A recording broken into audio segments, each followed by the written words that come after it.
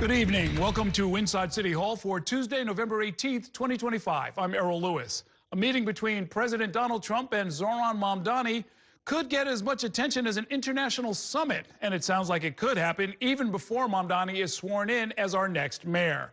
After publicly talking tough and trading threats, both men say that they are preparing to put aside differences for the greater good of New York City. Our Bernadette Hogan joins me now with tonight's top story. Good evening. Good evening, Errol. And so we might see some evolution between both the president and Mayor-elect Mamdani, who was very tough on Donald Trump, especially with the rhetoric of his victory night speech the last night of the campaign. But we'll see how that now transfers into a working relationship. He's a communist. That's not a socialist. This is not only how we stop Trump, it's how we stop the next one. Despite talking about each other a lot, President Donald Trump and Mayor-elect Zohran Mamdani have never talked on the phone or met in person. Now, both sides are preparing for contact. The pitch is, how do we benefit New York City? Gearing up for a meeting with Trump, members of Mamdani's transition team told New York One they're working with the commander-in-chief's aides to put a date on the books. Sources told New York One Trump has directly texted with billionaire ally John Katzimatidis about Mamdani. Last weekend, He would like to come to Washington and meet, and we'll work something out. Mamdani's incoming first deputy mayor, Dean Fuleihan, brings experience with Trump's first administration, when he worked under former Mayor Bill de Blasio during the pandemic. Forging a relationship with Mamdani in early 2025, his behind-the-scenes guidance is coming into focus. How do we benefit the residents in New York City? If we both care about New York City, how does that happen? Team Mamdani wants to protect $8.5 billion included in the city budget, plus additional federal dollars to the city hospital and public housing systems. All this transition is a discussion of how you deal with both opportunities and how you deal with problems. We hope that the president will care about those same things for New York City. The city's only Republican in Congress recently gave the president insight about Mamdani. I've expressed my concerns about New York City's future under a Mayor Mamdani to President Trump. An unlikely ally for both sides, she's preparing to go to bat against other Republicans who want to see the city suffer. We have to work together with him to try to make sure that we protect public safety, that we deliver infrastructure and transportation funding, and that, Republicans do not punish New York City for the outcome of this election. Meanwhile, a new threat.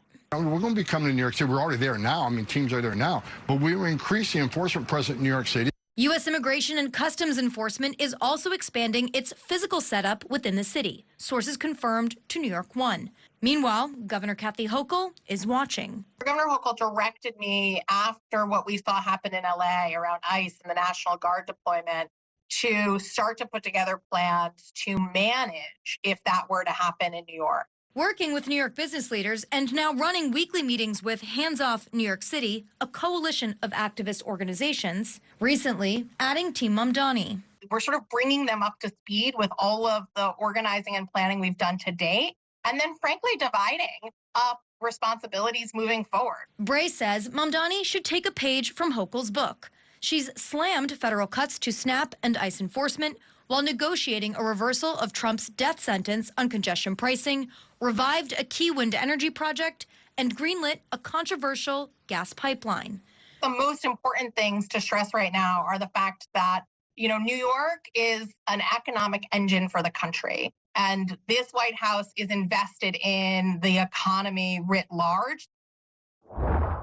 So to sum it up, Errol, a lot of preparations being made both at the state and the city level, and it remains to be seen when the pair are going to meet. If they meet before January 1st, Right. the conversations would be somewhat hypothetical since Right. Mamdani does not control any part of city government at this point. Right, exactly. And part of it, just talking to some people on the transition team, they're hoping that Mamdani's style and his personality might be able to charm the president. President Donald Trump has a good relationship with Governor Kathy Hochul, a Democrat, partially because, as I've been told, the president and her kind of get along on a personal level, and I think Team Mamdani is hoping that they can push past the politics for now. But like you just said, when rubber hits the road and New York is asking for billions of dollars, either in new funding or to curtail some cuts, that could be a bigger problem. Okay, thanks very much, Bernadette.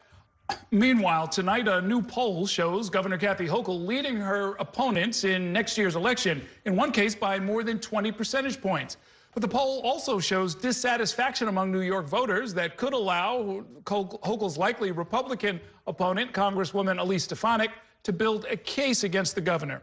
Our Dan Rivoli joins me now to break it all down. Good evening, Dan. Good evening, Errol. One campaign season ends and another one begins right after. So Siena released this poll, 802 registered voters in New York, and it gives a snapshot of how these voters are feeling about the direction of their state as we embark on this new campaign season. Let's take a look at the head-to-head. Governor Kathy Hochul up against her likely Republican opponent, Congresswoman Elise Stefanik. You can see there that 20-point spread. 52% for Governor Hochul, 32% for Stefanik. Interestingly, this is very similar to the breakdown voters give when they're asked about the generic House ballot.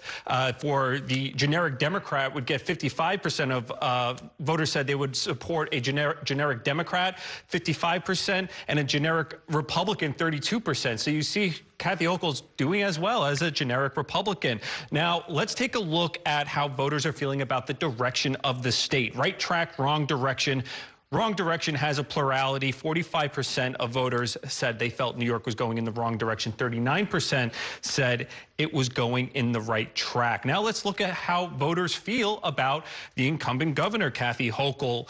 Her approval is down from the last Siena poll, but voters still think she's doing a decent job as governor. 52% approve of how she's handling her job to 43% who say they disapprove at how she's handling her job. And yet, look at the favorability.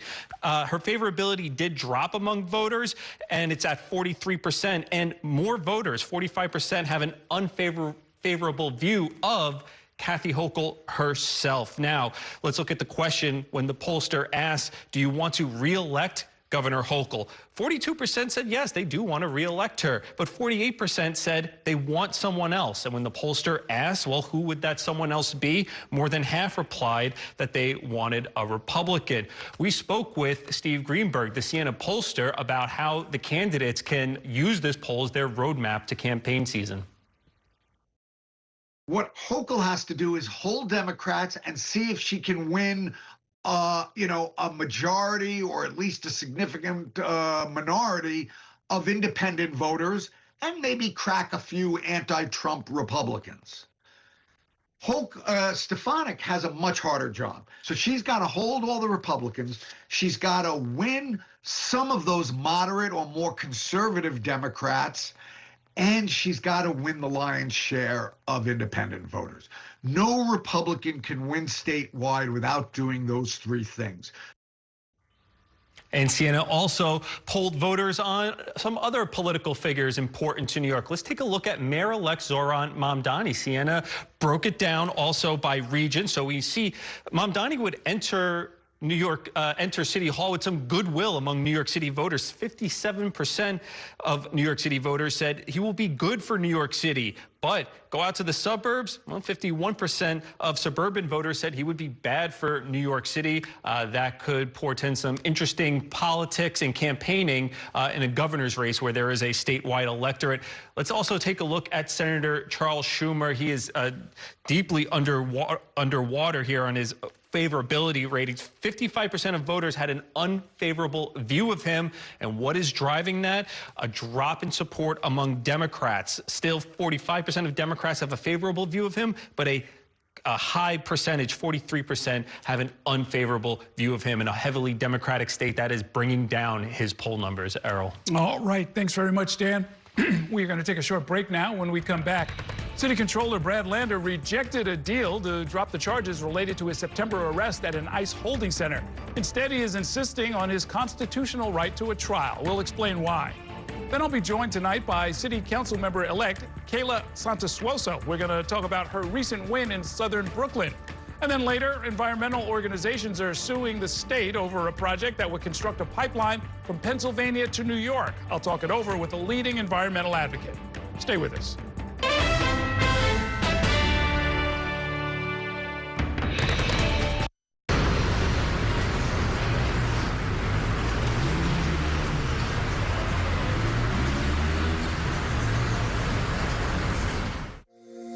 Every day tells a new story. At Mornings on One, we're dedicated to bringing you the stories that matter most to start your day. With in-depth coverage of the day's developing news. I'm Pat Kernan. Here are the stories we're following this morning. And weather updates every 10 minutes. Some morning sunshine possible, clouds take over. It's our responsibility to get you the information you need before you head out the door. Mornings on One, weekdays starting at 6 on the Spectrum News app. Free for Spectrum customers. Spectrum TV, isn't that only live TV? No, it's only all my favorite streaming apps with live TV. Okay. It's only all included at no extra cost. And that's the magic of math. Will this be on the test? Sure. Why not? It's only one simple payment for all our TV. We gotta simplify and win. Winning is equally important. If not, more so. Yeah! Only Spectrum TV, fixed TV. I'm Sandra, this is Jorge, and we were adopted in 2019. I remember when they first came to us, Michael was already a teenager. The whole cliche of they're so lucky to have you guys, and it's the other way around. They have changed our family for the better. They chose to love us. They didn't have to. They chose us. Family. Learn about adopting a teen from foster care. You can't imagine the reward. Visit adoptuskids.org. And that's a look at some of what's in the papers this morning. You've done with the sports section. Today's story is about the latest chapter for a beloved local business. It's a beautiful day with temperatures in the 60s, but showers are expected in the next hour. In a city that's always on the go, it's important to stop to hear the stories that connect us. The news that matters to New Yorkers. That's what brings us together. That's Mornings on One. Weekdays starting at 6. Exclusively on Spectrum.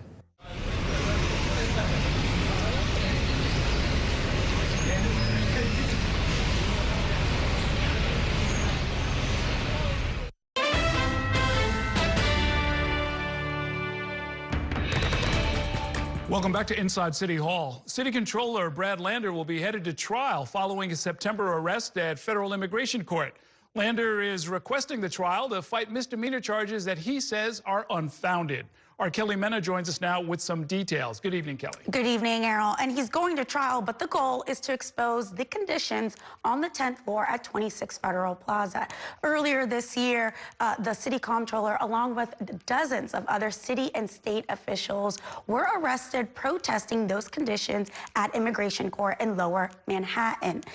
On Tuesday, the comptroller decided that he was going to forgo a deal that would have made the case go away 6 months ago, instead opting to go to trial with the hopes of exposing the conditions at the building. He said in a statement, by requesting to proceed to trial, in the same way ICE and DHS can ask me what I was doing in the hallway, I will have the opportunity to question the officers about what they were doing on the 10th floor in that detention facility on that day. Now, city, state, and federal officials have been looking to get onto the 10th floor for a couple of months, since really earlier in the summer. The video you're watching right now is from the New York Immigration Coalition that really sparked the push to get onto the 10th floor. That video showing immigrants being detained at that ad hoc facility in squalid conditions where they have at times not been able to use the bathroom for many hours or even get basic hygiene when requested. The city and state officials have gone as far as to request for the Fire and Buildings Department to inspect that 10th floor with the hopes of hopefully getting in, but that has not been fruitful. The comptroller is hoping that this path will be the one that gets them into that area. And we've certainly given a lot of attention to Brad Lander, but he's going in there with a pretty prominent attorney who can handle himself in public as well. Yeah, he's going in with Ron Kuby. He's hired a private attorney. That thinking is because this trial may not start until he's out of office, at which point, obviously, he won't be the sitting comptroller. And so he wants to prepare. I was told he actually hired a private attorney. I'm not sure if that was Ron Kuby when he first was detained back in June by himself.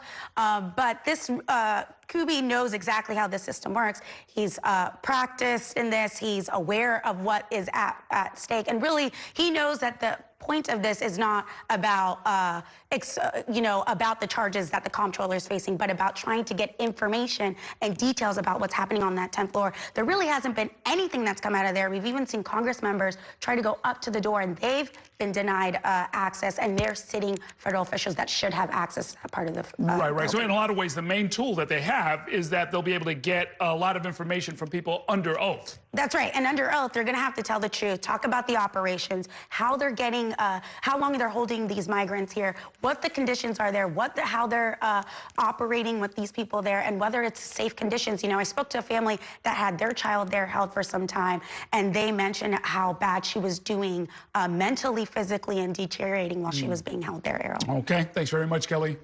Meanwhile, Rama Douaji is hardly a household name, but that's about to change. She's going to become New York City's first lady. Douaji is a 28-year-old artist who was thrust into the international spotlight after marrying Zohran Mamdani in a ceremony at the city clerk's office earlier this year. Douaji did not actively campaign for her husband, and there are questions about whether she will continue to stay in the background after Mamdani takes office. Our Ayanna Harry joins me now with more on our next First Lady. Good evening, Ayanna. Good evening, Errol. When it comes to being First Lady of New York City, it's really up to each person who holds the position to define the role for herself. Rama Douaji has certainly used her artwork to make bold political statements. It's unclear if she'll also do so through her next platform as First Lady. As a year-long campaign finally came to a close, they walked hand in hand, they voted together, and hours later the newlyweds stood center stage, sharing this moment. Thousands cheered on the new first couple of New York City. To my incredible wife, Rama.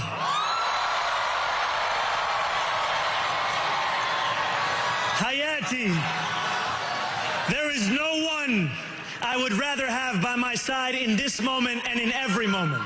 Aside from Election Day, Mayor-elect Zohran Mamdani's wife, Rama Douaji, has largely shied away from politics and from the public spotlight. But now, at 28 years old, she's poised to become one of the youngest First Ladies in New York City history. Younger women, Muslim women, women of color, women who have immigrant backgrounds, they can relate to her in a way that they haven't been with some previous First Ladies. Born in Houston, Texas, to Syrian parents, Douaji spent part of her childhood in Dubai before eventually returning to the United States and graduating from Virginia Commonwealth University. After moving to New York City, she completed a master's degree at the School of Visual Arts, and she's grown her career in art. Douaji's animations have been featured in documentaries and in music videos. Her illustrations have lined the pages of The New Yorker and Vogue. In an April interview with Young magazine, Douaji described the motivation behind her work, saying, "With so many people being pushed out and silenced by fear, all I can do is use my voice to speak out about what's happening in the U.S. and Palestine and Syria as much as I can." Douaji also shares her art with her 1.4 million followers on Instagram. She's also very political in the art that she does. And I think some of what she does really kind of aligns with her husband's positions. But there are times when she's also talking about particularly the experience of women in Middle Eastern culture. As a couple, Mamdani and Douaji have kept much of their love story private, with Mamdani briefly opening up in interviews. I met my wife on Hinge, so there is still hope in those dating apps. In October 2024, Mamdani launched his campaign for mayor and went public with their relationship. In February, the two wed at the city clerk's office, celebrated in Uganda, where Mamdani was born, and then Mamdani returned right back to the campaign trail. My wife and I were currently in 30-minute increments watching the Mission Impossible series. And we just finished Mission Impossible. 30-minute increments? We don't have much time. And the couple's schedule may not be slowing down anytime soon, as Mamdani prepares to become mayor and Douaji First Lady. One of the most interesting things about being a First Lady is there is no job description anywhere. Quinnipiac University professor Lisa Burns has studied the role of first spouses and watched those married to politicians in the spotlight chart their own path. I think the first ladies we've seen over the years that have been most successful are the ones who have really stayed true to themselves. They've figured out sort of where they're comfortable, what they really enjoy doing. And while she did not have a public presence, New York One has learned that Mamdani did advise her husband's campaign on some of the photography and graphic design used over the last few months. Errol. Well, yeah, as a visual artist, I mean, Gracie Mansion, the official residence, is a place where art is on display all the time. She could do a lot of work, a lot with that, I would think. Absolutely. And some first families in the past have chosen to really put their own stamp on Gracie Mansion, to bring in their own artwork, a little bit of furniture. So it's unclear what one. I don't think Zohran Mamdani has even confirmed that they're going to move to Gracie Mansion, although that apartment in Astoria might get a little crowded, might pose some security challenges. But yes, this could be an opportunity for her to bring some, meaningful art to Gracie Mansion, stuff that means a lot to her. Very interesting. Thank you, Ayanna. Let's take a break now. When we come back, both chambers of Congress have passed bills to compel the Justice Department to release the files tied to convicted sex offender Jeffrey Epstein.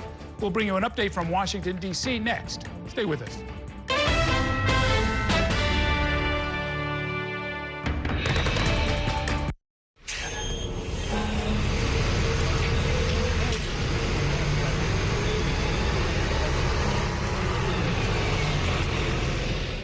At Spectrum News, we're committed to strengthening the fabric of local communities through our reporting, with stories that inspire and news that matters on your smart TV and connected devices. Streaming live 24/7, plus on-demand weather forecast to help you stay prepared.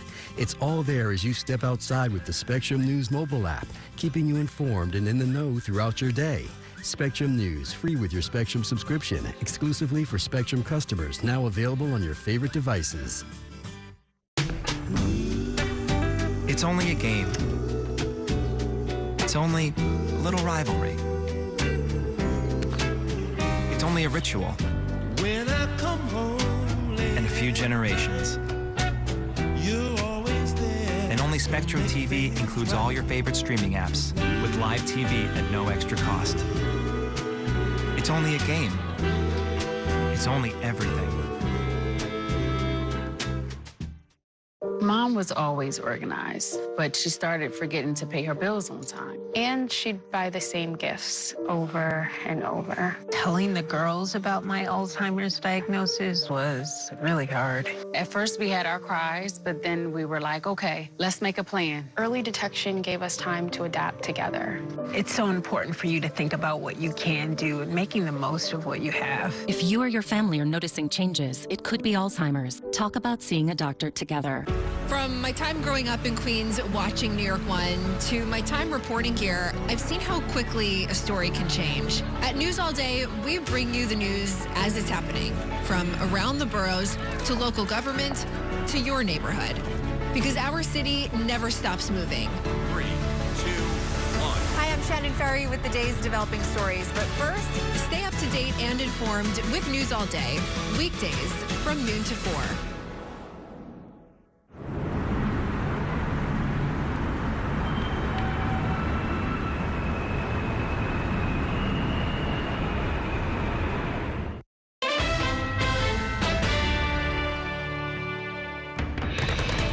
Welcome back to Inside City Hall. Legislation that would order the Justice Department to release its files on convicted sex offender Jeffrey Epstein sailed through the House and the Senate today. It's awaiting President Donald Trump's signature. It's an extraordinary outcome of a bill that President Trump had spent months opposing.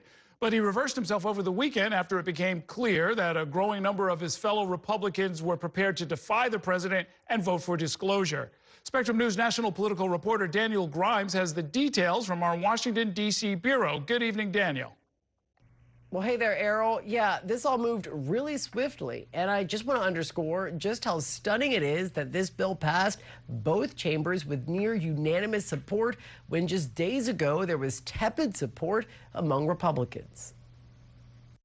show some class, show some real leadership, show that you actually care about the people other than yourself. I voted for you, but your behavior on this issue has been a national embarrassment. A survivor of convicted sex offender Jeffrey Epstein speaking outside the Capitol on Tuesday, urging the House to vote on legislation that would compel the Justice Department to release its Epstein files. A short time later, the House did just that, approving the bill in a vote of 427 to 1, a margin that seemed unthinkable just a few days ago. Hours later, Tuesday evening, the Senate approved the legislation by unanimous consent, sending it to President Donald Trump's desk. It was a stunning victory for Epstein survivors who pushed for disclosure and for a handful of House members who successfully used a long-shot parliamentary maneuver to get the bill to the House floor over the objection of President Donald Trump and Speaker Mike Johnson. This is a political exercise for Democrats, and it pains me to say it. I wish that was not the truth, but it is. Democrats were unanimously for the bill, and over the last week, a growing number of Republicans said they would support it as well in defiance of the president. With its passage appearing increasingly likely, the president reversed himself on Sunday. He called on Republicans to support it and vowed to sign it if it reaches his desk. That caused the remaining holdout Republicans to jump on board. The president was once good friends with Epstein, but he has said he had no knowledge of any wrongdoing, and he has not been accused of any criminal activity in connection with Epstein. I have nothing to do with Jeffrey Epstein. I threw him out of my club many years ago because I thought he was a sick pervert. Critics have pointed out that the president could simply mandate the release of the documents himself. Meanwhile, the congressman who kickstarted the discharge petition says it's all about the survivors. Well, I feel great that we've given them a voice, and it's not a hoax. Now, the bill requires the public release of all unclassified files, communications, and investigative materials related to Epstein within 30 days. Errol. It is time for a break now. Coming up next, the City Council is getting a handful of new members next year, including Kayla Santosuosso, who was elected to represent Council District 47 in southern Brooklyn. She's going to join me in studio to talk about her win. Stay with us.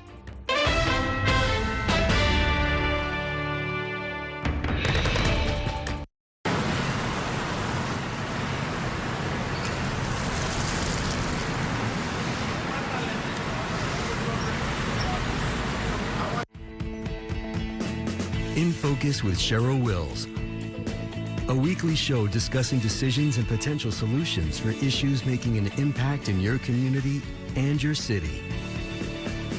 If it's important to New Yorkers, then it's being talked about here. In Focus with Cheryl Wills, Sunday mornings at 10:30 on New York One.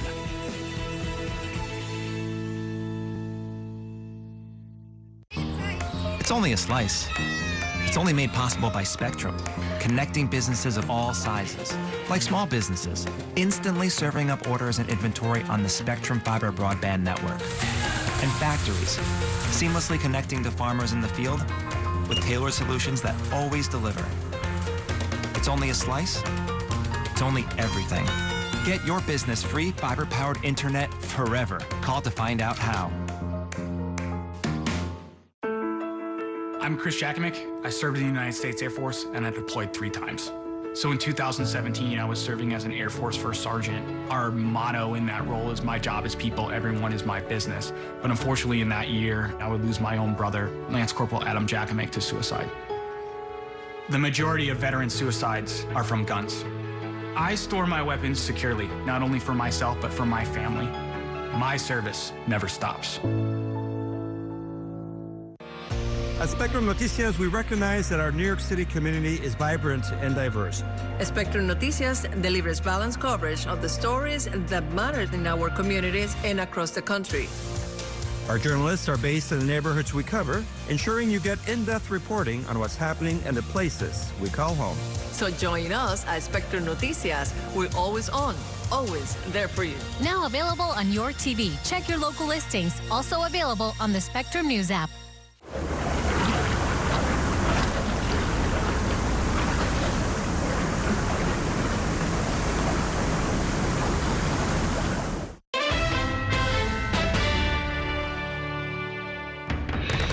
Welcome back to Inside City Hall. In less than 2 months, there will be several new faces at the City Council. On Election Day, my next guest, Democrat Kayla Santosuosso, defeated her Republican opponent with 59% of the vote in a closely watched contest to succeed term-limited council member Justin Brannan.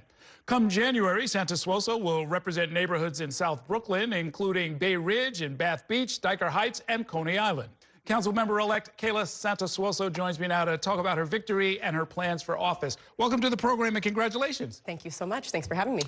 This has been a swing district for many, many years. And there are Assembly and State Senate districts that overlap with this district that have voted Republican in recent years. Why do you think this worked out for you this time? We made an effort to try to communicate to voters across the political spectrum about local issues and focus on things that we thought would appeal to everybody. And those were things like affordability, safety, street safety especially, strong schools, clean parks and clean streets and sidewalks. So I think we just had the appeal, and I think we were able to also successfully convince voters that this is a moment when you really want experienced people in your local government seats. And because I've worked for the existing council member and because I'm a lawyer and have also ran a nonprofit and owned a small business, I'm uniquely prepared for the job, and I think voters appreciated that. On affordability in particular, what did you promise? What do you plan to do as a council member? The #1 priority is really universal child care, and specifically from ages 0 to 2. We heard on a lot of doors that we had parents that were struggling to meet those child care costs.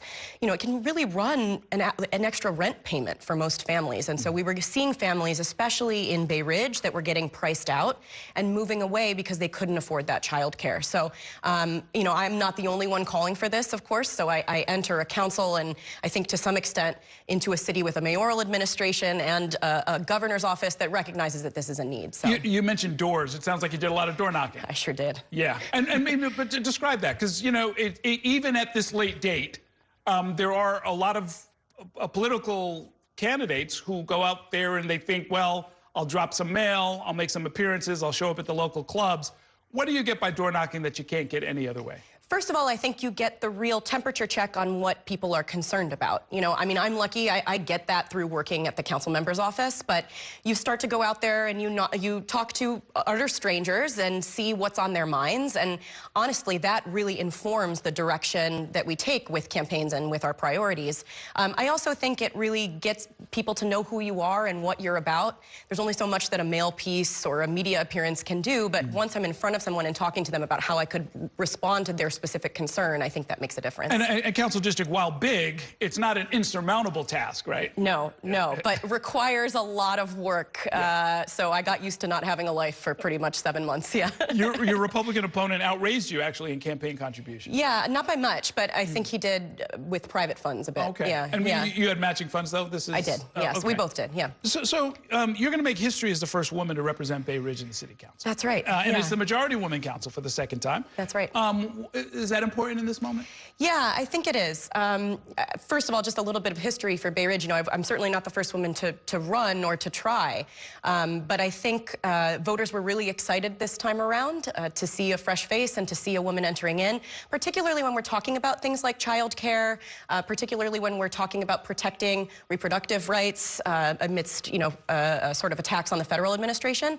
So, I think that mattered to voters. I'm happy to be in this role. Yeah. You mentioned public safety as one of the other issues people are concerned about. What's your plan for the district? Yeah, so I work with the precincts every day, working for Councilmember Brannan now, and I think it's clear that the precincts are really sort of bogged down by a lot of things that they don't really have control over. So a couple things. One, I'm really encouraged by the creation of these Q teams, the quality of life teams that are responding to these quality of life issues that lead to larger public safety issues if left unchecked.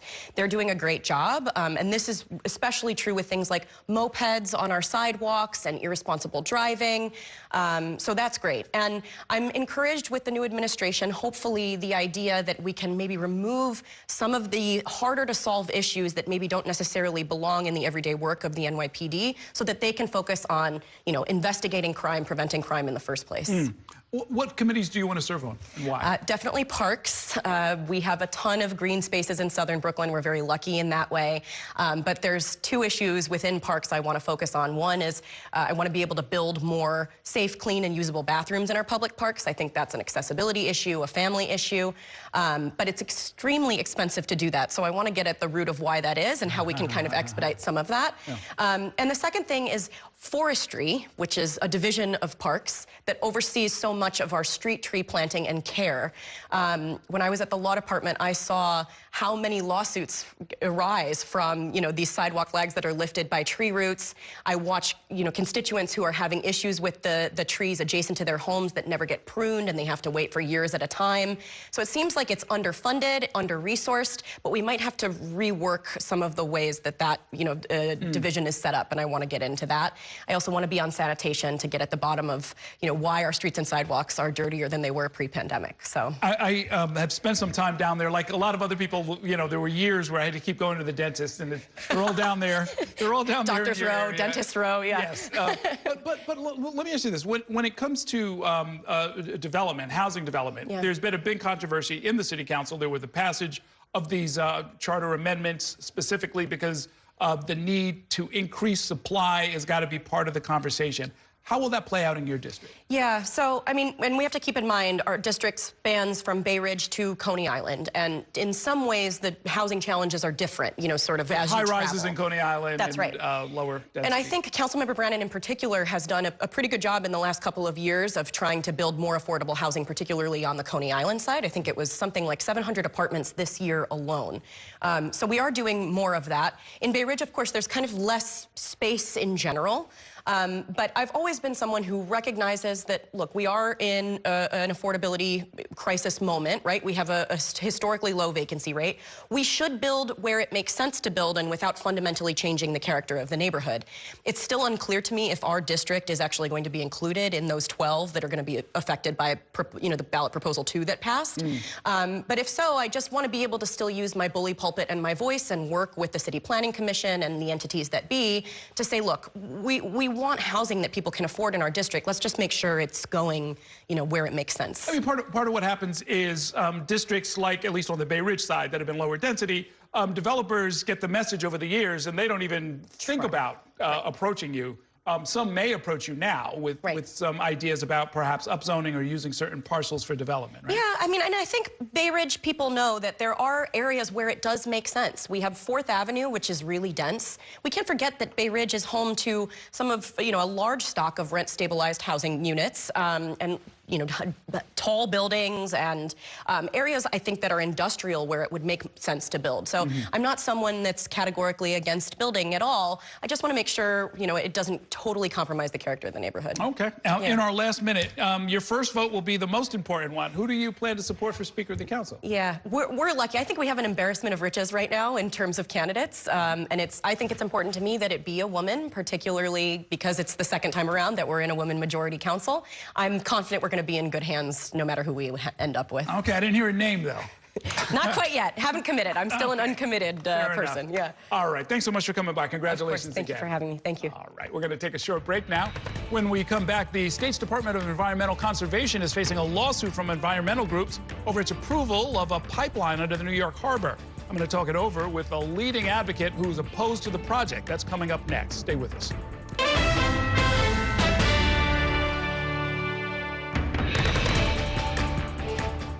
The next downtown local 6 train to Brooklyn Bridge City Hall will arrive in 2 minutes.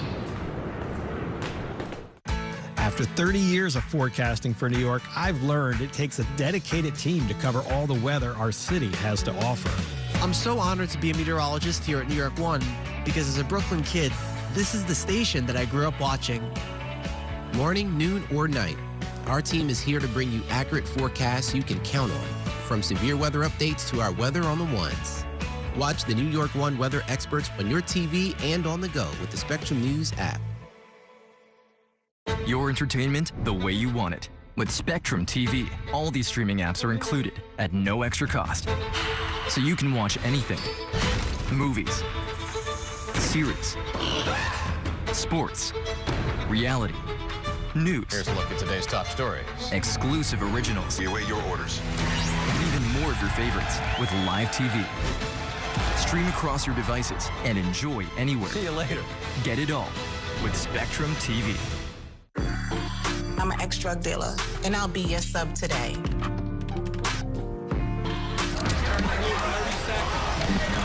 2 milligrams of fentanyl can be lethal. A lethal dose is in here. Who gets it, I won't know. It's cheap, it's potent, and it's profitable. The sad reality is fentanyl is being mixed into everything now. More kitchen now. My father was a New York City firefighter. My mission, like his, is to serve New Yorkers in a city that doesn't stop when the sun goes down.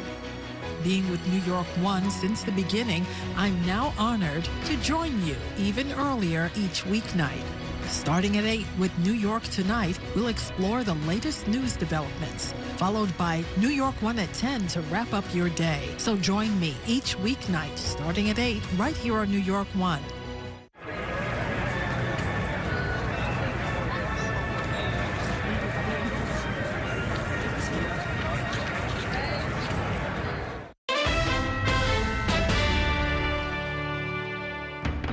Welcome back to Inside City Hall. Today, several environmental organizations filed a lawsuit against the state's Department of Environmental Conservation over a proposed natural gas pipeline.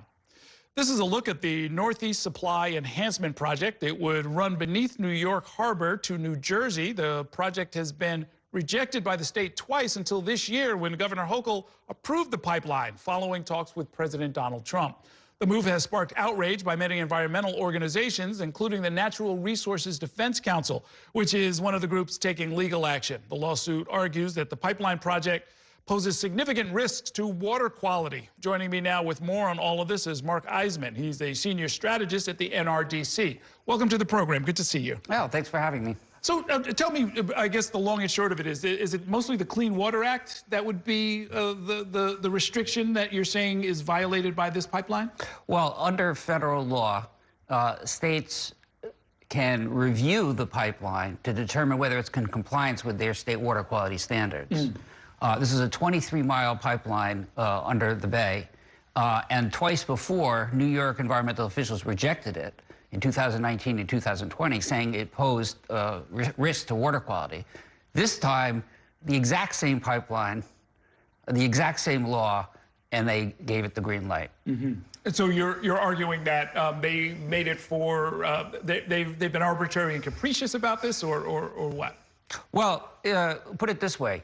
Last time they rejected it, and again twice before, and the state of New Jersey also rejected it twice before, they had very detailed legal and scientific reasons on how, in particular, it would harm New York Harbor, which has improved significantly over the last few decades, and we spent billions of dollars improving the water quality there. The other day, when New York State and New Jersey officials approved the pipeline, they didn't give any really rational or grounded reasons for reversing course and approving the pipeline by saying that it would meet water quality standards. And we changed our minds as not legally sufficient in this case? Do they have that kind of discretion? No, they really need to follow the law. And again, the application, the pipeline is the same. The laws are the same. The only thing that's changed is the politics. We're showing it on the screen right now. Do we have anything that tunnels under the harbor in that way? This project, there's some projects, but this is quite unique. And again, tearing up 23 miles of the seafloor. There's a lot of contaminants down there, PCBs, dioxins, mercury. And again, we've spent billions of dollars cleaning up that harbor, which generates millions and millions of dollars for the local economy, fishermen, shellfish, and recreation. So it's nuts to build this pipeline, particularly since there's no need for it. Well, yeah, I want to come to that in a minute. I believe everything you say about this would disturb, stuff from the industrial age, right? We've got 100 years worth of pollutants. Maybe we should just leave it there on the floor of the harbor. But is there any alternate route that would satisfy you, or is this really about just making sure we're not putting in more fossil fuel infrastructure? Well, first of all, the decision that we're talking about and that was challenged in court today, again, not only the decision by New York officials, but also New Jersey officials, they were supposed to look at the water quality. That was the only thing they had to look at. And again, twice before, they looked at it and said this poses an unacceptable risk to water quality. This time, they said, oh, okay, it's fine, let it go. And a separate question is the pipeline necessary? And the state's own data show that there's no need for this pipeline. We wouldn't have, there's going to be a surplus of gas at least for the next 25, if not longer. And by 2050, we'll be have generated a lot more through clean energy. So you're saying that the state's own projections, because that runs a little bit counter to what we heard from the governor. What the governor said was that, you know, under the circumstances, she said, we've adopted an all-of-the-above strategy that includes a continued commitment to renewables and nuclear power to ensure grid reliability and affordability, meaning we're going to need power because it's a growing region and there's going to be more need. Well, there's no data to show that actually it would reduce prices in New York City or on Long Island, which is where the gas would go. In fact, the developers, Williams Pipeline Company, admits and acknowledges that it would cost at least 3.5% rate increase for ratepayers here in Staten Island, Brooklyn, Long Island.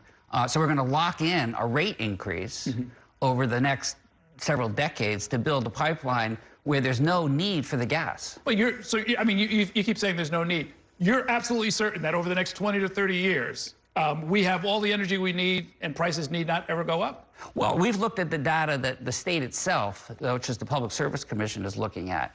And their own data show that there is no need for this gas, at least over the next 30 years. And by then, again, we'll be hopefully reliant mostly on clean energy. Well, I mean, that's the problem, though, right? I mean, Governor Hochul's statement also, you know, we've certainly reported on it, efforts by the White House to block renewables, right? I mean, at the national level and even specific projects that they've tried to kill here. Well, it's hard to justify a pipeline on this basis that there's going to be no need for the gas for at least 30 years and probably maybe never, increase rates and also tear up the harbor. So it's, you can talk about affordability, and of course that's an important issue. But on this particular pipeline, actually, it'll increase costs, not reduce them. Well, I mean, and again, on alternates, I mean, we certainly don't want to tear up, you know, we don't want to pollute the water. But if it had gone over land, you just would have changed the terms of the lawsuit, right? I mean, you wouldn't want this going through neighborhoods in Brooklyn and Queens, right? Well, again, we didn't design this process. The way that this process is, states have the ability to look at a pipeline that's been approved down in Washington to determine whether it complies with water quality standards. The state, both New York and New Jersey, took that responsibility very seriously in 2019 and 2020, wrote very detailed documents saying this would pose a threat to water quality, and this time they completely reversed their position. And separately, through separate proceedings, it's clear that there's no need for the pipeline, no need for the gas. It's going to increase rates at least 3.5% for ratepayers, and the state itself acknowledges that the pipeline goes against the landmark 2019 climate law that we created here in New York. Yeah, I mean, that's kind of what I was getting at before. I mean, if the idea is to get a sort of a large-scale transformation of the energy infrastructure away from fossil fuels and towards renewables, there's a theory out there, I don't know if you, it doesn't sound like you accept it, that natural gas is kind of a transition, you know, there's sort of transitional technology. We get away from, you know, sort of coal and oil and sort of, you know, get cleaner burning natural gas as we build up the infrastructure for renewables. Well, there might have been an argument several decades ago, and maybe in certain parts of the country. But here, there's no need for the gas. The state's own numbers show that. It's going to increase rates. It's going to violate the climate law, and the decision to greenlight it goes against the determinations that state officials here in New York and New Jersey already have made on the impacts of the pipeline to water quality. Okay. I know you're not a political organization, but there's a political context for all of this. Is it possible that this is, especially because it's already been rejected twice, the governor's way of saying, look, at least I tried, and then a lawsuit came in, and therefore now the pipeline will be dead or not approved? I mean, it's hard to speculate on what the reasons are, but what the facts show, again, is that the pipeline project is exactly the same one that was denied twice before by New York. The laws for reviewing this pipeline haven't changed. So you have to ask yourself what's changed. And the most obvious thing is the politics and the political pressure that's being put on New York and the governor. Okay, we shall see. Thanks very much for coming in to explain this, Mark Eisman. Let's take a short break now. When we come back, we'll talk about the life and legacy of a fixture in New York City politics, Sid Davidoff. Stay with us.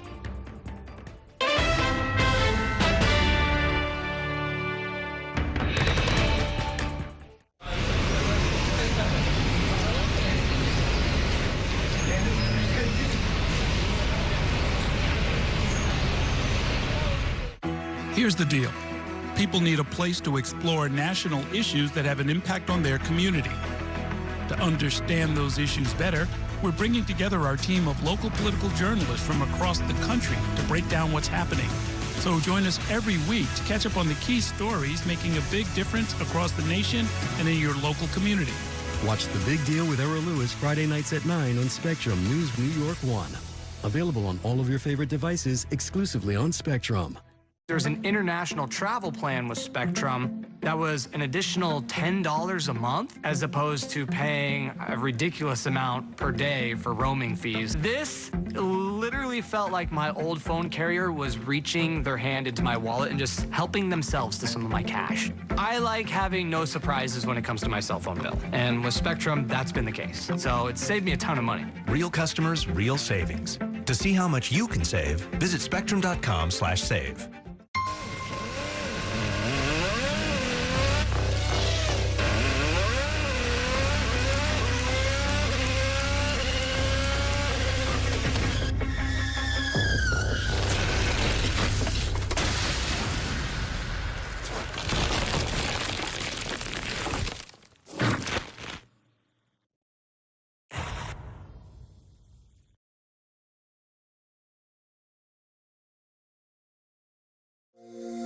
Every day tells a new story. At Mornings on One, we're dedicated to bringing you the stories that matter most to start your day with in-depth coverage of the day's developing news. I'm Pat Kernan. Here are the stories we're following this morning. And weather updates every 10 minutes. Some morning sunshine possible, clouds take over. It's our responsibility to get you the information you need before you head out the door. Mornings on One, weekdays starting at 6 on the Spectrum News app. Free for Spectrum customers.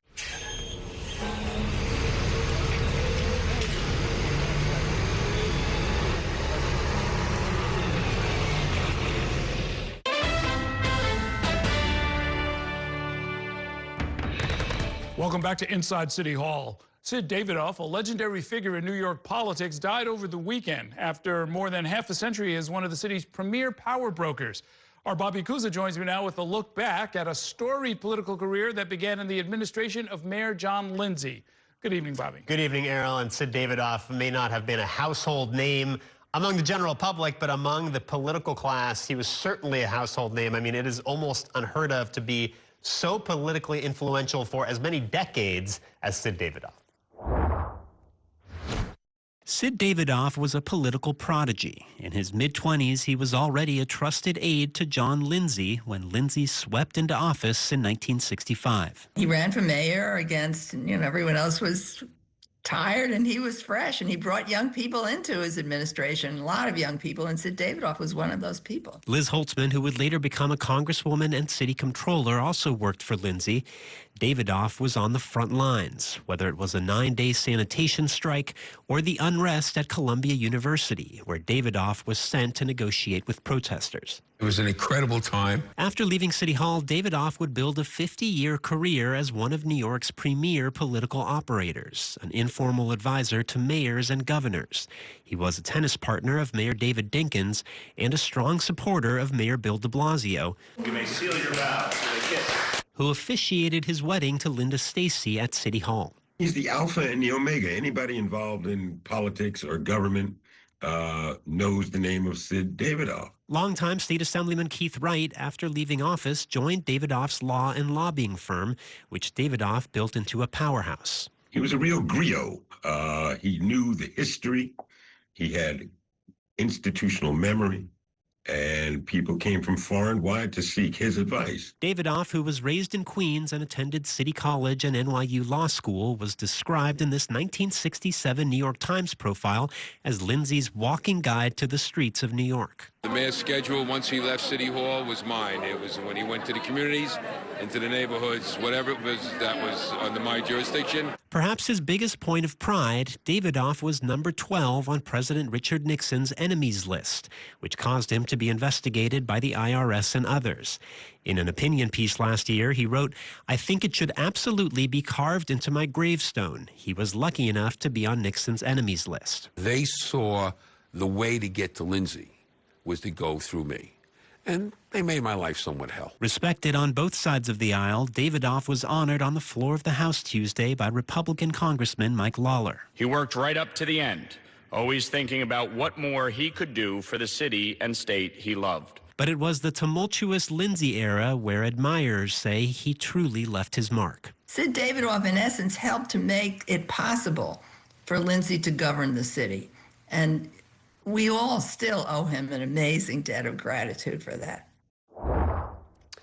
And so many great Sid Davidoff stories I can even get into in the piece, including after Martin Luther King Jr. was assassinated and John Lindsay famously went and walked the streets of Harlem. Sid Davidoff was the one who was on the ground sort of setting that up and making sure that things were going to go smoothly.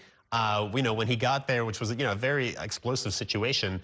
And so many other stories like that. He was really in the thick of things, and that was a long time ago, and he continued to be so politically influential in the 50-plus years. Yeah, really. It was a tumultuous time. We did this whole documentary on it, and he was extremely helpful when we were writing about the Lindsay years, doing our podcast about the Lindsay years. And, he was right in the middle of the Hard Hat riot, the Columbia takeover, the riots, or the near riots up in Harlem that he helped to head off.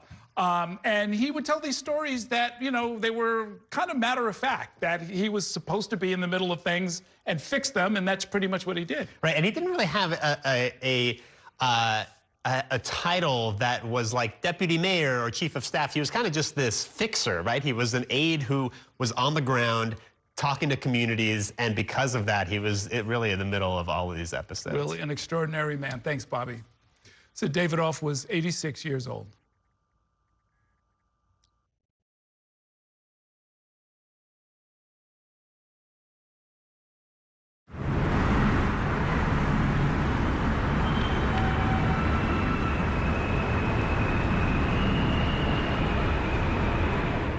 And that's a look at some of what's in the papers this morning. You're done at the sports section. Today's story is about the latest chapter for a beloved local business. It's a beautiful day with temperatures in the 60s, but showers are expected in the next hour. In a city that's always on the go, it's important to stop to hear the stories that connect us. The news that matters to New Yorkers. That's what brings us together. That's Mornings on One. Weekdays starting at 6. Exclusively on Spectrum. Your entertainment the way you want it. With Spectrum TV, all these streaming apps are included at no extra cost. So you can watch anything. Hey, brother. Be careful. Movies. I've got this condition where I don't feel pain. You're a superhero. No. Series. There was another murder in the building. Sports. Reality. Here's to a summer you'll never forget. News. Here's a look at today's top stories. Exclusive originals. We await your orders. Even more of your favorites with live TV. Welcome into First Take. Stream across your devices and watch anywhere. At home or out and about. It's the entertainment experience you've been waiting for. Streaming apps included at no extra cost. Who's got that, pal? Get a good look. With live TV and on demand. All together, all in one place for you to enjoy. It's whatever kind of adventure we want it to be. Get it all with Spectrum TV. At Spectrum News, we're committed to strengthening the fabric of local communities through our reporting, with stories that inspire and news that matters on your smart TV and connected devices, streaming live 24/7, plus on-demand weather forecast to help you stay prepared. It's all there as you step outside with the Spectrum News mobile app, keeping you informed and